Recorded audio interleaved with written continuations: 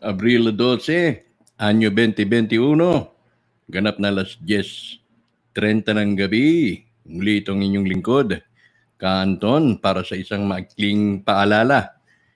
Alam niyo po, bukas sa ating live, ang atin pong magiging panauhin ay ang pinuno ng isang grupo na naglalayong ipagtanggol, magbigay kaalaman sa mga kababayan nating biktima nitong mga loan sharks, itong mga online pautang, no? Nandito po sa ating video na akin pong pinalabas noong 3 linggo lamang nakakalipas.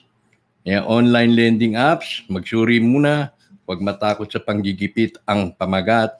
Dito po finiture ho natin noong March 9 ang samahang petition to stop loan shark and financing. Finally, bukas po ay meron po tayong panauhin sa katauhan ni Mr. Terry Bordalio. Siya po ang ating magiging panauhin bukas para magbigay detalye paano itong mga sinasapit ho ng ating mga kababayan, sinapit o sinasapit pa dahil patuloy pa rin po silang hinahagupit. Patuloy pa rin po silang hinaharas, no? Hinaharas, binubuli, tinatakot. Nandyan din po yung tinatawag na walang humpay, no? Na pagte-text, sabihin kapag hindi ka magbabayad, isusumbong ka o irereklamo ka sa barangay, kapadalan ka ng demand letter, at kung ano pang mga uri ng cyberbullying na ginagawa dito sa ating mga kababayang helpless at the moment. Alam naman po natin na marami po sa kanila, sa atin ang nagigipit. No, isa na po ako dyan, siyempre. At ang naging remedy ho nila, nang makita ho nila sa online na meron palang nagpapautang, mababa ang interest, yun po ay kanilang sinalihan.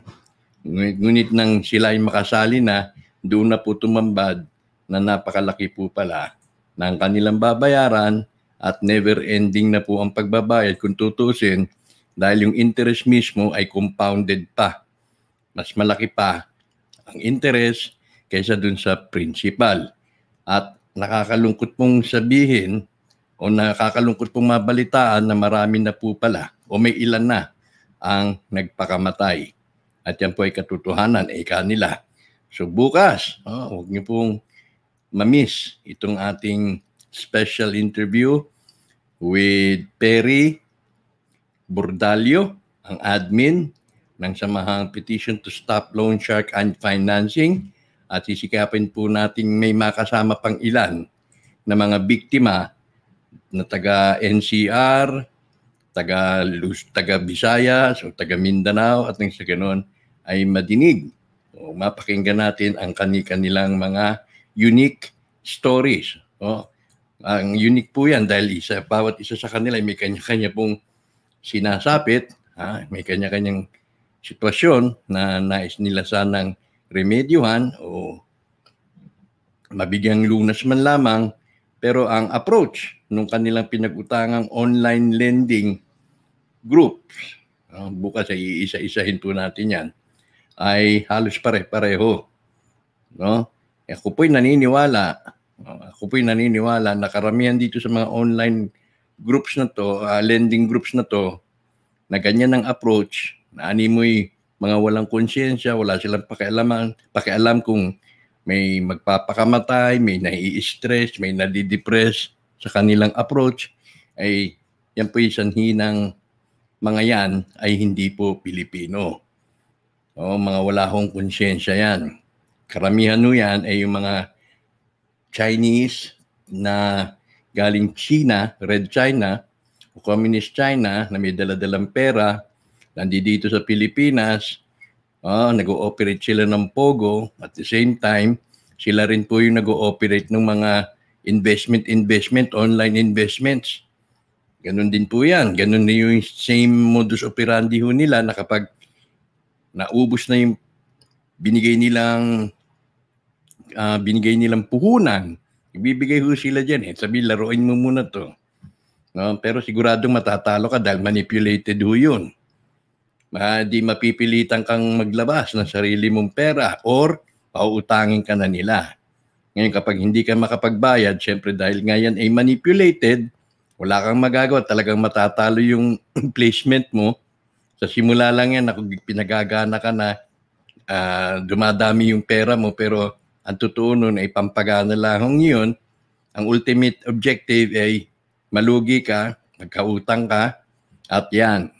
Ay mga approach na ganyan na haharasin yung mga nagkautang ay approach po yan ng mga nagkakautang sa Pogo. Yan din po yung approach ng mga nagpapautang sa casino. Para wala akong pinagkaiba. Kaya po, as much as possible, iwasan po na mabiktima nitong mga online apps na ito na nagpapautang, animoy, nandoon sila to lend a helping hand. Yung pala, ang objective ay mabiktima ang ating mga kababayan. Bukas po yan, live, ganap na 9:00 ng gabi with Perry Bordallo and other guests na magbibigay paliwanag at liwanag sa issue ng online lending apps na mapanamantala. Muli itong inyong lingkod, Ka Anton Israel.